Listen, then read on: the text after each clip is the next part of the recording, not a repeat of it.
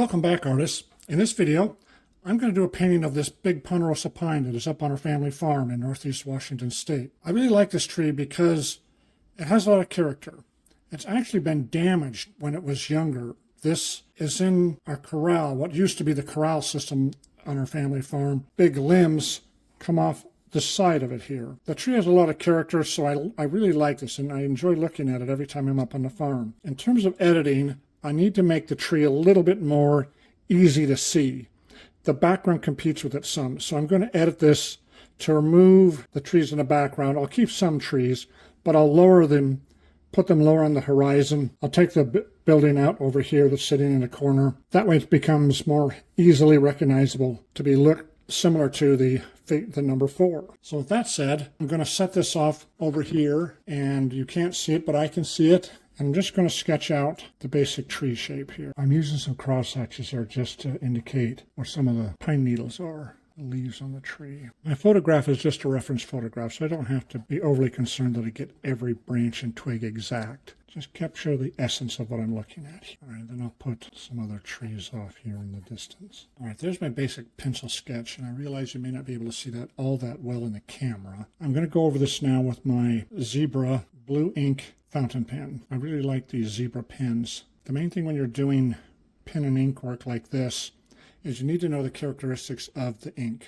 In this case, the ink is water soluble, so I just need to anticipate that it's going to fade away and lift off when I apply the paint later on. If it's waterproof, of course, it would not do that. Either way is fine as long as you just build it into the design of your art piece. I'm going to just capture the big main limbs and branches here. Big one coming up there. Branch comes through here like that. There's a whole bunch of branches curl up a little bit out on the outer edge. I'll dab in a couple reference points for myself so I can remember that when I'm going back over this. Then we've got some of these limbs coming down here. There's the main trunk. This vertical piece is the only part that's live. This is a dead branch. Otherwise, I'll do some cross hatching on the trunk just as a reference point for myself so I know what I have in mind. The main branches, lots of branches hanging down here in this little area. Now, in terms of my design, since I anticipate calling this a figure-4 tree, which is my nickname for the tree, I want to make it look like, I want to preserve this shape that looks like the number 4. So there, in spite of all the green pine needles, I need to leave enough of the tree so that it makes the figure-4 shape. And then back here, I'm just, again, these are just reference points because I'll go over these in watercolor graphite and then watercolor paint. Put in my ground here a little. Okay, there we go. Got my basic sketch. The sketch does not need to be elaborate. It's just a reference point for me. Now, you don't have to erase necessarily your pencil lines. I often erase my pencil lines, though, because it makes the final piece just a little bit brighter, and I like that. So I will erase my pencil lines. I know several artists that don't worry about erasing their pencil lines. Either way is perfectly fine. That's just a personal style matter. Brush off all the little crumbs, eraser crumbs. All right, so there's my completed ink sketch of my figure-4 tree. Now I'm going to go over it in watercolor graphite, which is this round tin right here.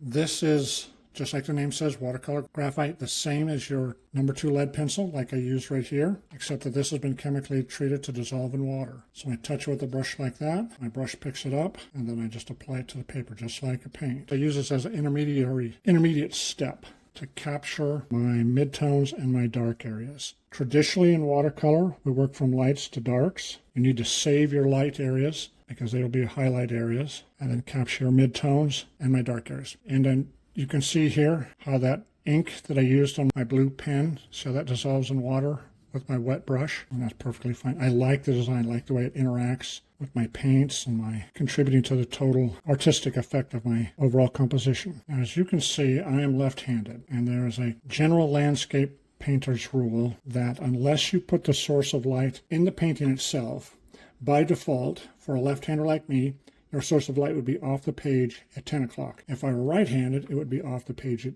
2 o'clock, and I'm following that convention here. So that means if my source of light is off the page at 10 o'clock, light travels in a straight line, and all my shadows then would be towards the lower right of the painting. And so I will paint that accordingly. Here's the top of the tree. Now, a bit of a trick here. Most of the time you pull a brush, but if you want to get rough, jagged edges like pine needles would be on a tree, push the brush like that. There's just a collection of branches here. I just block them in. When my brush looks a bit like that, how it's Again, I'm just sort of pushing my brush here a little bit, forcing the bristles to spread out when they contact the paper. It's actually kind of a very dry technique. I'm using rough paper here, which helps pull off the watercolor graphite. All right, now I'm just going to block in the background trees here. I'm going to vary these background trees some. Most of them to be receding though, back in the background, so that they don't compete for the human eye's attention with the main tree, which is my Figure-4 tree. I'll drop down a few trunks here, trees that are a little bit closer, balance my painting out a little bit. I'll vary my lights, and then what I put on one side of the tree, I'll put on the other side of the tree to help keep balance in my piece. And again, my light source is on the upper left, so I'll put a shadow going down off here. Okay, that looks like my watercolor graphite. I'm going to check it now with the reference photograph. Tree coming up here, the Figure-4 part, this big main branch coming here. There's a branch hanging down here, another one here. I know there's a few things filled in a little bit more here, but I kind of like this, keeping this open. We can fill this in some with paint, but I've lowered my horizon here a little bit with the background trees. I like that. Makes this main tree easier to see. Okay, so did a little bit of a check halfway through. I like what I see there. Let's see, we can start anywhere. I think we'll start probably with the main trunk, being a ponderosa pine. It's an excellent combination of this raw sienna and quinacridone burnt orange. Are majestic trees. I'll put my lighter color, my raw sienna, on first. Got some dead branches hanging down on the tree. Okay, now, while the paper's still wet, I want to come back in with my darker color, my quinacridone burnt orange, and go over my trunk again and let the two colors blend a little bit. Let them, especially down here in the bigger parts of the trunk. This will give me variation. The paint goes wherever the water goes, so I'm just touching it here and make a few more branches. Help fill the space out a little bit. I like my tree trunks there. I'm going to do this a little bit for the midtones, midground trees as well. Put a few of them in here. It helps use colors elsewhere around the piece and helps tie the piece together when I use common colors throughout. Okay, now I'll put some greenery on it. This is sap green, and I will do the same thing like I did with the watercolor graphite, and by that I mean push the brush mostly. Come back in with my Viridian later. I want to capture this quick. One of the things I like is that you can, when you work like this, you can see the watercolor graphite underneath the paints that I'm putting on. I'm working with transparent watercolor. That's part of why I use that watercolor graphite. When I discovered that, my paintings made a big jump forward because I had better control over the values within my painting, and they looked more realistic. I had been struggling with that beforehand. Using the watercolor graphite, I found to be a very good device to help me make more realistic paintings, make them look better, more appealing to the eye. Again, tying the colors in, using the same sort of colors. Sap green was a warm blue. This one has more, as you can see, more blues in it. Now I gotta tease the paints a bit, play with them a little bit. Mostly what I'm looking at are my outside edges, because that's what defines a shape, is the shape and value and nature of the outside edge. It's not quite as important as what's going on inside. That's a little bit important, but most important thing is the outside edge, and that's really what I'm concentrating on here. Since I'm trying to do pine needles, and my brush is, like it is now, about half wet, it pulls off the paper well. And come up here and touch these areas too. Out here a little bit too. Do a little better job of making my tree look believable as a pine tree. Okay, now the same thing back here. Many times when you're doing like this, you've got to cover in an area. So I just block that in, just blob it in, and then again I worry about that. Just gets the paint on the page.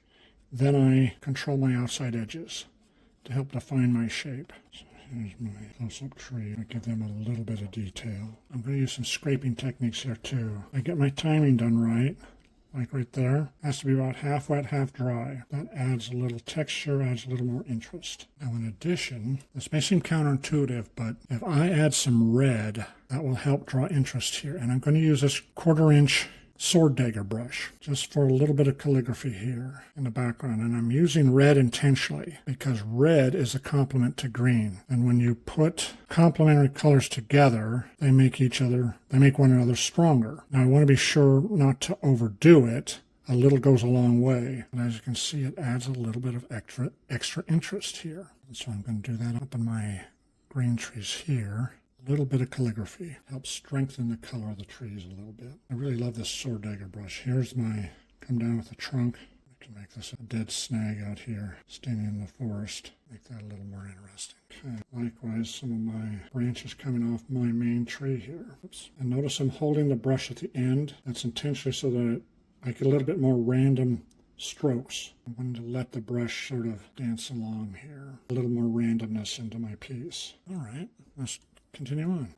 Put in our ground here. I'm going to leave it, sticking with my common color themes of raw sienna, late summer grasses. They're all mostly dead. I'll add a little bit of color here. Just keep the foreground simple. I want the eye to go to the tree, so I don't want to make it too busy to compete for attention with the human eye. So I'll keep my foreground simple. Now let's do the sky. Let's start with cerulean blue, and then, much like we did elsewhere in the painting, I'll use two colors together, in this case cerulean blue and cobalt blue. And much like I did with the ground, I'm going to do similarly up here in the sky, and by that I mean just keep it simple. A little bit of color will go a long ways. And I'm going to follow the old landscape painter's rule of lighten towards where the sky meets the ground, which for me is this background row of trees. So I'll keep that light, just darken a little more up here on top. That way I have a graded painting that starts darker up on top, up here, and then gets lighter towards the bottom. And then, just like I did in the tree, I'm going to touch with a little bit of red, just to have fun. I like playing with color, just a little bit.